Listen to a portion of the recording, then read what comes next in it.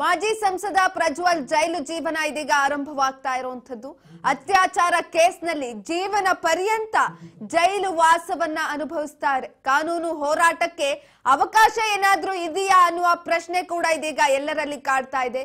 ತೀರ್ಪು ಅಂತಿಮನ ಹಾಗಿದ್ರೆ ಏನಿವಾಗ ವಿಶೇಷ ನ್ಯಾಯಾಲಯ ಕೊಟ್ಟಿದೆ, ಜನಪ್ರತಿನಿಧಿಗಳ ವಿಶೇಷ ನ್ಯಾಯಾಲಯ, ಅದೇ ತೀರ್ಪು ಅಂತಿಮನ ಅನ್ನುವ ಪ್ರಶ್ನೆ ಕೂಡ ಕಾಡ್ತಾ ಇರುವಂತದ್ದು. ಹಾಗಾದ್ರೆ ಕಾನೂನು ಅವಕಾಶಕ್ಕೆ ಯಾವುದೇ ರೀತಿಯಾದಂತ ದಾರಿಗಳಿಲ್ವಾ?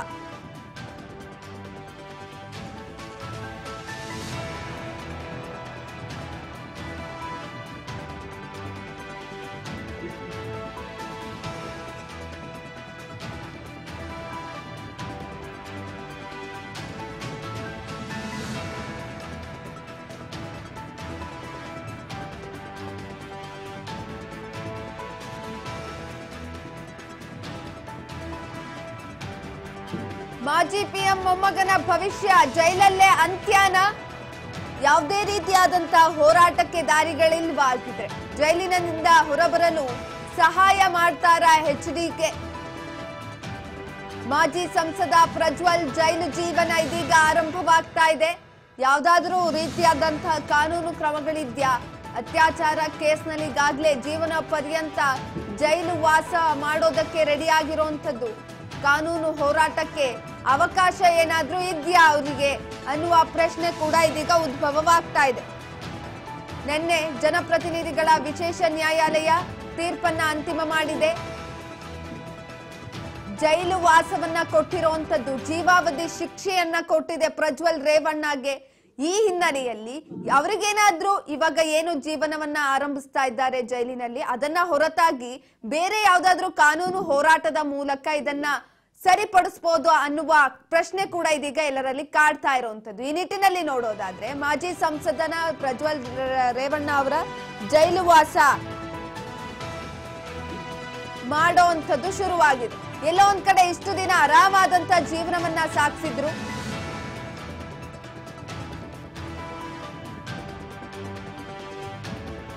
ಅತ್ಯಾಚಾರಿಯ ಮುಂದಿನ ನಡೆ ಹೇಗಿರಬಹುದು? ಹಾಗಿದ್ರೆ ಪ್ರಜ್ವಲ್ ರೇವಣ್ಣ ಅವರ ಮುಂದಿನ ನಡೆ ಏನು? ಜನಪ್ರತಿನಿಧಿಗಳ ಕೋರ್ಟ್ ತೀರ್ಪನ್ನ ಪ್ರಶ್ನಿಸಿ ಹೈಕೋರ್ಟ್ಗೆ ಅರ್ಜಿಯನ್ನ ಸಲ್ಲಿಸಬಹುದಾ? ಜನಪ್ರತಿನಿಧಿಗಳ ಕೋರ್ಟ್ ತೀರ್ಪನ್ನ ರದ್ದು ಮಾಡುವಂತೆ ಮನವಿ ಮಾಡಬಹುದಾ? ಮೇಲ್ಮನವಿ ವಿಚಾರಣೆ ಮುಗಿಯೋ ತನಕ ತೀರ್ಪಿಗೆ ತಡೆಯಾಜ್ಞೆ ಕೂಡ ತರಬಹುದಾ? ಈ ರೀತಿಯಾದಂತಹ ಪ್ರಶ್ನೆಗಳು ಇದೀಗ ಸಹಜವಾಗಿ ಕಾಡ್ತಾ ಇರುವಂತದ್ದು. ಇದೇ ರೀತಿಯಾಗಿ ಜನಪ್ರತಿನಿಧಿಗಳು ಕೊಟ್ಟಿರುವಂತಹ ತೀರ್ಪನ್ನ ತಡೆಯಾಜ್ಞೆ ಕೂಡ ತರಬಹುದು. ಒಂದು ವೇಳೆ ಜನಪ್ರತಿನಿಧಿಗಳ ಕೋರ್ಟ್ ತೀರ್ಪಿಗೆ ತಡೆಯಾಜ್ಞೆ ಸಿಕ್ಕಿದ್ರೆ ಸೇಫ್ ಆಗ್ತಾರೆ. ಇನ್ನು ಬಾಕಿ ಇರುವ 3 ಕೇಸ್ಗಳಲ್ಲಿ ಜೈಲು ವಾಸ ಏನಾದ್ರೂ ಮುಂದುವರಿದ್ರೆ, ಇಫ್ ಇನ್ ಕೇಸ್, ಅವಾಗ ಯಾವುದೇ ಕಾರಣಕ್ಕೂ ಬಚಾವಾಗೋದಿಕ್ಕೆ ಆಗಲ್ಲ. ಆ 3 ಪ್ರಕರಣಗಳ ತೀರ್ಪು ಬಂದು ನಿರಪರಾಧಿ ಅಂತ ಏನಾದ್ರೂ ಹೇಳಿದ್ರೆ ಸೇಫ್ ಆಗ್ತಾರೆ ಪ್ರಜ್ವಲ್ ರೇವಣ್ಣ. ಒಂದು ಕೇಸ್ನಲ್ಲಿ ವಿಧಿಸಲಾದಂತಹ ಶಿಕ್ಷೆಯನ್ನ ಎತ್ತಿ ಹಿಡಿದ್ರೆ ದಿ ಎಂಡ್ ಅಂತಾನೆ ಅರ್ಥ ಅಲ್ಲಿಗೆ. ಅತ್ಯಾಚಾರಿಯ ಮುಂದಿನ ನಡೆ ಹೇಗಿರಬಹುದು ಅನ್ನುವ ಕುತೂಹಲ ಕೂಡ ಇದೀಗ ಕಾಡ್ತಾ ಇರುವಂತದ್ದು. ಇಷ್ಟು ದಿನ ಆರಾಮಾದಂತ ಜೀವನವನ್ನ ಮಾಡಿದ್ರು, ಯಾವುದೇ ರೀತಿಯಾದಂತಹ ತೊಂದರೆಗಳಿರ್ಲಿಲ್ಲ ಮಾಜಿ ಸಚಿವ ಪ್ರಜ್ವಲ್ ರೇವಣ್ಣಗೆ. ಆದ್ರೆ ಇದೀಗ ಜೈಲು ವಾಸಕ್ಕೆ ಎಲ್ಲಾ ರೀತಿಯಾದಂತ ತಯಾರಿಗಳಾಗೋಗಿದೆ. ನೇನು ಅವರ ಜೈಲು ವಾಸಿ ಹೇಗಿರಬಹುದು ಇನ್ನು ಮುಂದೆ ಆದ್ರೂ? ಯಾಕಂತ ಅಂದ್ರೆ ಹೊರಗಡೆ ಇದ್ದಂತ ಸಂದರ್ಭದಲ್ಲಿ ಅವರು ಬದುಕಿದಂತ ಬದುಕೆ ಬೇರೆ. ಜನಸಾಮಾನ್ಯರಿಗಿಂತ ಬಹಳ ಅತ್ಯುತ್ತಮವಾಗಿ ಬದುಕಿದಂತವ್ರು ಅವರು. ಯಾವುದೇ ರೀತಿಯಾದಂತ ತೊಂದರೆಗಳಿರ್ಲಿಲ್ಲ, ಹಣಕಾಸಿನ ವಿಚಾರದಲ್ಲಿ ಕಷ್ಟಗಳಿರ್ಲಿಲ್ಲ. ಆದ್ರೆ ಇನ್ನು ಮುಂದೆ ಜೈಲು ವಾಸದಲ್ಲಿ ಅವರು ಹೇಗಿರಬಹುದು ಅನ್ನುವ ಪ್ರಶ್ನೆ ಕೂಡ ಇದೀಗ ಕಾಡ್ತಾ ಇದೆ. ಒಂದು ವೇಳೆ ಇವಾಗೇನು ಜನಪ್ರತಿನಿಧಿಗಳ ವಿಶೇಷ ನ್ಯಾಯಾಲಯ ಕೊಟ್ಟಿದೆ ಆ ತೀರ್ಪನ್ನ ಹೊರತಾಗಿ ಪ್ರಜ್ವಲ್ ಅವರು ಯಾವ್ದಾದ್ರೂ ನಡೆಯನ್ನ ಇಡಬಹುದಾ ಅನ್ನುವ ಪ್ರಶ್ನೆ ಕೂಡ ಇದೀಗ ಕಾಡ್ತಾ ಇರುವಂತದ್ದು. ಜೈಲಿನಿಂದ ಹೊರಬರೋದಕ್ಕೆ ಒಂದ್ ವೇಳೆ ಎಚ್ಡಿಕೆ ಏನಾದ್ರೂ ಸಹಾಯ ಮಾಡ್ತಾರಾ? ಅವರ ಮುಖಾಂತರ ಜೀವಾವಧಿ ಶಿಕ್ಷೆಯನ್ನ ತಡೆಯಾಜ್ಞೆ ತಂದು ಜೀವಾವಧಿ ಶಿಕ್ಷೆಯನ್ನ ಕಡಿಮೆ ಮಾಡಿ ಇನ್ನುಳಿದಂತ ಒಟ್ಟಾರೆ ಪ್ರಜ್ವಲ್ ರೇವಣ್ಣ ಅವರ ವಿರುದ್ಧ 4 ಕೇಸ್ಗಳು ದಾಖಲಾಗಿರ್ತವೆ. ಆ 4 ಕೇಸ್ಗಳ ಪೈಕಿ ಕೇವಲ 1 ಪ್ರಕರಣಕ್ಕಷ್ಟೇ ತೀರ್ಪು ಹೊರಬಂದಿರುವಂತದ್ದು. ಇನ್ನು 3 ಪ್ರಕರಣಗಳಿದ್ದಾವೆ. ಹಾಗಾಗಿ ಆ 3 ಪ್ರಕರಣಗಳಲ್ಲಿ ಏನಾದ್ರೂ ಪ್ರಜ್ವಲ್ ರೇವಣ್ಣ ನಿರಪರಾಧಿ ಅಂತ ಪ್ರೂವ್ ಆದ್ರೆ ಇದಕ್ಕೆ ತಡೆಯಾಜ್ಞೆಯನ್ನ ತಂದು ಸೇಫ್ ಆಗ್ತಾರಾ ಅನ್ನುವ ಪ್ರಶ್ನೆ ಕೂಡ ಕಾಡ್ತಾ ಇರುವಂತದ್ದು. ಸದ್ಯಕ್ಕೆ ಅವ್ರ ಹತ್ರ ಹೈಕೋರ್ಟ್ಗೆ ಮೇಲ್ಮನವಿಯನ್ನ ಸಲ್ಲಿಸಬಹುದು, ಆ ಆಯ್ಕೆ ಕೂಡ ಅವ್ರ ಹತ್ರ ಇರುವಂತದ್ದು. ಹಾಗಾಗಿ ಜೀವಾವಧಿಗಿಂತ ಕಡಿಮೆ ಶಿಕ್ಷೆ ಆಗಿದ್ದರೆ ಮೇಲ್ಮನವಿ ಏಕಸದಸ್ಯ ಪೀಠದ ಮುಂದೆ ವಿಚಾರಣೆಗೆ ಬರ್ತಾ ಇತ್ತು. ಆದ್ರೆ ಜೀವಾವಧಿ ಶಿಕ್ಷೆ ಆಗಿರೋದ್ರಿಂದ ಅದು ಈಗ ವಿಭಾಗೀಯ ಪೀಠದ ಮುಂದೆ ವಿಚಾರಣೆಗೆ ಬರುತ್ತೆ. ಆಗ ಜನಪ್ರತಿನಿಧಿಗಳ ವಿಶೇಷ ನ್ಯಾಯಾಲಯ ಕೊಟ್ಟಿರುವಂತಹ ತೀರ್ಪನ್ನ ಅಮಾನತಿನಲ್ಲಿಟ್ಟು ಜಾಮೀನನ್ನ ಕೊಡಿ ಅಂತ ಮನವಿಯನ್ನ ಕೂಡ ಮಾಡಬಹುದು.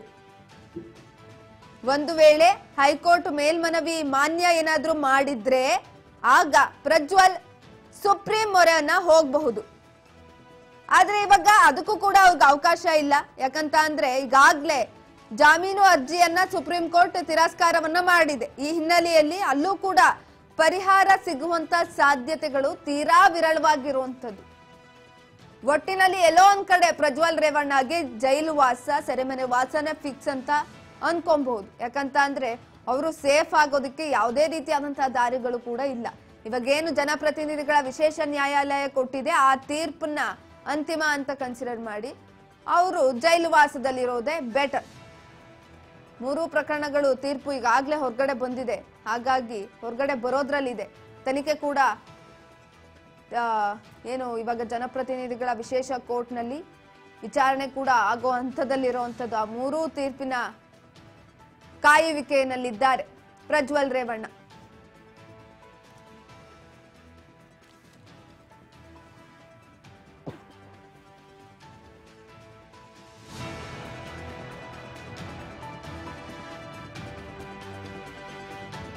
ಇನ್ನು ಮುಂದೆ ಪ್ರಜ್ವಲ್ ರೇವಣ್ಣ ಅವರ ಸೆರೆವಾಸ ಹೇಗಿರಬಹುದು ಆಗಿದ್ರೆ ಅಲ್ಲಿ ಅವರು ಯಾವ ರೀತಿ ಇದ್ದಾರೆ? ಯಾಕಂತ ಅಂದ್ರೆ ನಿನ್ನೆ ಜನಪ್ರತಿನಿಧಿಗಳ ವಿಶೇಷ ಕೋರ್ಟ್ ಏನಿತ್ತು, ಯಾವಾಗ ಅವರು ಅಪರಾಧಿ ಅನ್ನುವ ತೀರ್ಪನ್ನ ಪ್ರಕಟ ಮಾಡ್ತು ಅವಾಗ್ಲೇ ಕಣ್ಣೀರನ್ನ ಇಡುತ್ತಾ ಹೊರಗಡೆ ಬರ್ತಾರೆ, ಪೊಲೀಸ್ ವ್ಯಾನ್ ಅನ್ನ ಹತ್ತುತ್ತಾರೆ.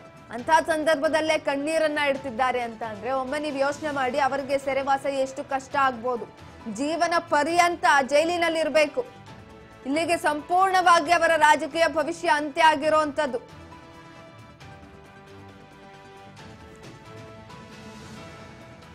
ಹಾಗಾಗಿ ಮುಂದಿನ ಜೀವನ ಹೇಗಿರುತ್ತೋ ಊಹಿಸೋದಕ್ಕೂ ಕೂಡ ಅವರಿಗೆ ಕಷ್ಟ ಆಗಿರುತ್ತೆ. ಯಾಕಂತ ಅಂದ್ರೆ ನಿನ್ನೆ ಕೂಡ ಜೀವಾವಧಿ ಶಿಕ್ಷೆಯನ್ನ ಪ್ರಕಟಿಸಿದ ನಂತರನೂ ಕೂಡ ಅವರ ಮುಖದಲ್ಲಿ ಯಾವುದೇ ರೀತಿಯಾದಂತಹ ಉತ್ಸಾಹ ಇರ್ಲಿಲ್ಲ. ಯಾಕಂತ ಅಂದ್ರೆ ಜೀವಾವಧಿ ಶಿಕ್ಷೆಯನ್ನ ವಿಧಿಸಿರುವಂತದ್ದು ಮುಖ ಪೂರ್ತಿ ಬಾಡೋಗಿತ್ತು.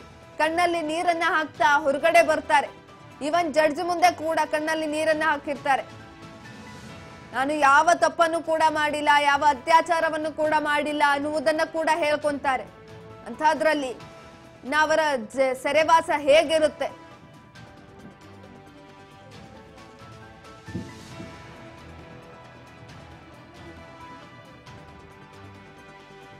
ಈಗಾಗಲೇ ಜನಪ್ರತಿನಿಧಿಗಳ ವಿಶೇಷ ಕೋರ್ಟ್ ತೀರ್ಪನ್ನ ಪ್ರಕಟಿಸಿದೆ. ಹಾಗಾಗಿ ಈಗಾಗಲೇ ಜನಪ್ರತಿನಿಧಿಗಳ ವಿಶೇಷ ಕೋರ್ಟ್ ತೀರ್ಪನ್ನ ಪ್ರಕಟಿಸಿರುವಂತದ್ದು. ಹಾಗಾದ್ರೆ ಅತ್ಯಾಚಾರಿಯ ಮುಂದಿನ ನಡೆ ಹೇಗಿರಬಹುದು ಅನ್ನುವ ಪ್ರಶ್ನೆ ಕೂಡ ಈಗಾಗಲೇ ಉದ್ಭವವಾಗಿದೆ.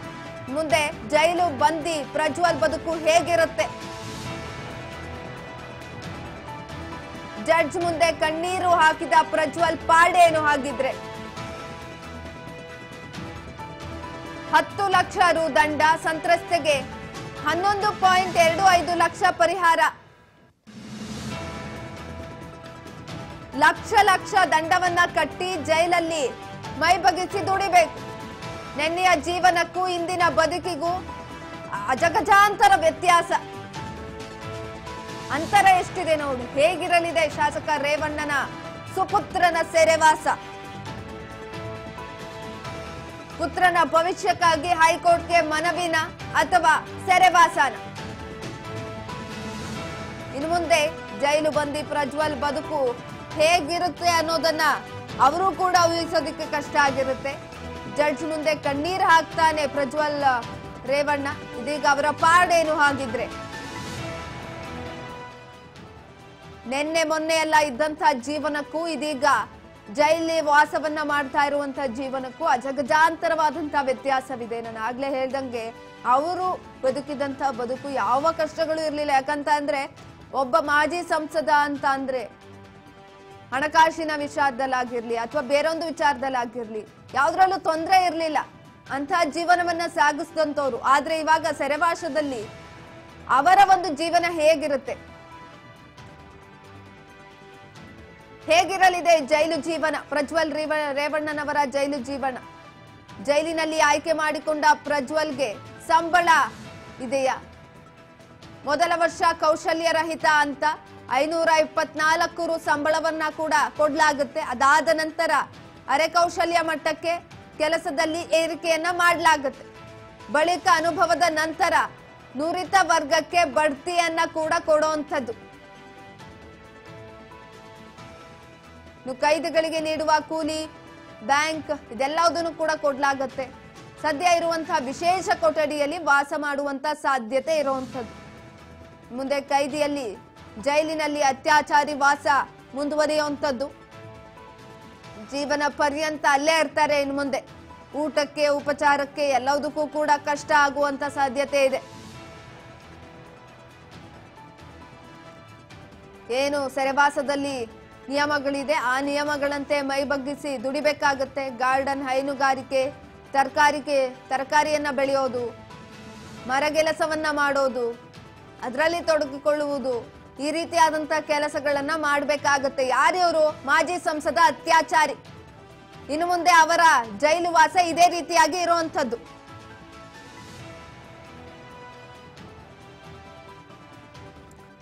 ಮೊದಲ ವರ್ಷದಲ್ಲಿ ಕೇವಲ 524 ರೂಪಾಯಿ ಸಂಬಳವನ್ನ ಫಿಕ್ಸ್ ಮಾಡಲಾಗುತ್ತೆ. ಅದಾದ ನಂತರ ಕೆಲಸದಲ್ಲಿ ಮುಂಬಡ್ತಿಯನ್ನ ಕೂಡ ಕೊಡ್ಲಾಗತ್ತೆ.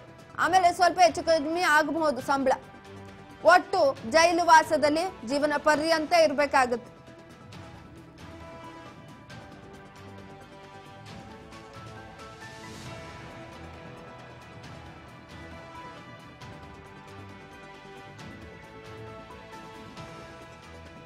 ಕೇವಲ ಸದ್ಯಕ್ಕೆ 524 ರೂಪಾಯಿ ಸಂಬಳವನ್ನ ಫಿಕ್ಸ್ ಮಾಡಿದ್ದಾರೆ 1 ವರ್ಷ.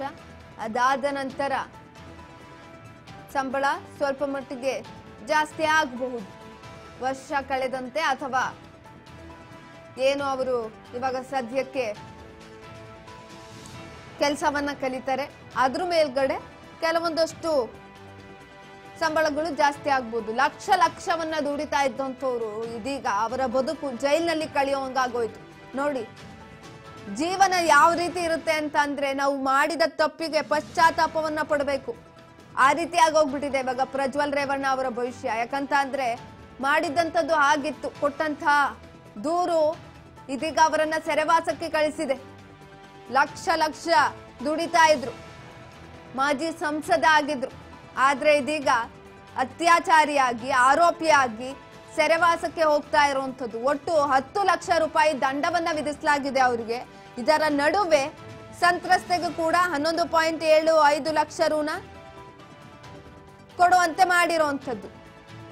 ಈ ಎಲ್ಲಾ ದಂಡವನ್ನ ಕಟ್ಟಿ ಸೆರೆವಾಸವನ್ನ ಜೀವನ ಪರ್ಯಂತ ಮಾಡಬೇಕು ಇವಾಗ ಪ್ರಜ್ವಲ್ ರೇವಣ್ಣ. ಬೇರೆ ಆಪ್ಷನ್ಸ್ ಇಲ್ಲ ಅವರಿಗೆ. ಈಗಾಗಲೇ ಜನಪ್ರತಿನಿಧಿಗಳ ವಿಶೇಷ ನ್ಯಾಯಾಲಯ ತೀರ್ಪನ್ನ ಕೊಟ್ಟಾಗಿದೆ.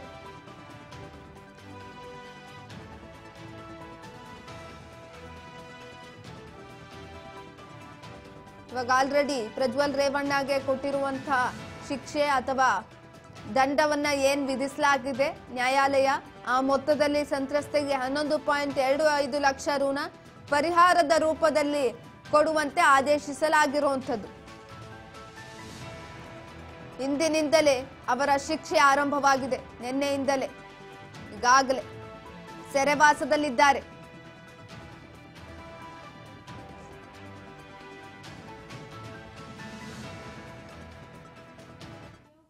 ಪ್ರಜ್ವಲ್ಗೆ ಕೈದಿ ನಂಬರ್ ನೀಡಿದ ಜೈಲಾಧಿಕಾರಿ. ಇದೀಗ ಕೈದಿ ನಂಬರ್ ಅನ್ನ ಕೂಡ ಕೊಡ್ಲಾಗಿದೆ ಪ್ರಜ್ವಲ್ ರೇವಣ್ಣಗೆ. ಇನ್ನೇನು ಮುಗಿತು ಕತೆ. ನಿನ್ನೆಯಿಂದನೇ ಅವರು ಆಲ್ರೆಡಿ ಸೆರೆವಾಸದಲ್ಲಿ ಇದ್ದಾರೆ. ಜೈಲು ಶಿಕ್ಷೆ ನಿನ್ನೆಯಿಂದನೇ ಆರಂಭವಾಗಿದೆ. ಇನ್ನು ಕೈದಿ ನಂಬರ್ ಕೂಡ ನೀಡಿದ್ದಾರೆ. ಮಾಜಿ ಸಂಸದ ಅತ್ಯಾಚಾರಿ ಪ್ರಜ್ವಲ್ಗೆ ಕೈದಿ ನಂಬರ್ ಅನ್ನ ಕೊಡ್ಲಾಗಿರುವಂತದ್ದು. ಪರಪ್ಪನ ಅಗ್ರಹಾರದಲ್ಲಿ ಸಜಾ ಕೈದಿ ಇದೀಗ ನಂಬರ್ ಅನ್ನ ಕೊಡಲಾಗಿದೆ.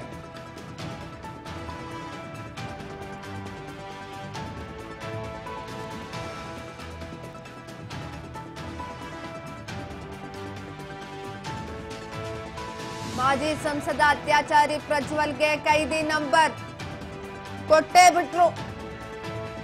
ಪರಪ್ಪನ ಅಗ್ರಹಾರದಲ್ಲಿ ಸಜಾ ಕೈದಿ ನಂಬರ್ ಹಂಚಿಕೆಯನ್ನ ಮಾಡಲಾಗಿದೆ.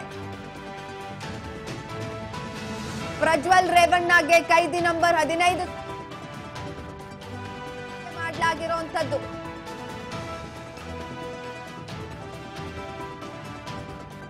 ಈಗಾಗಲೇ ಕೈದಿ ನಂಬರ್ ಅನ್ನ ಕೂಡ ಕೊಡಲಾಗಿದೆ.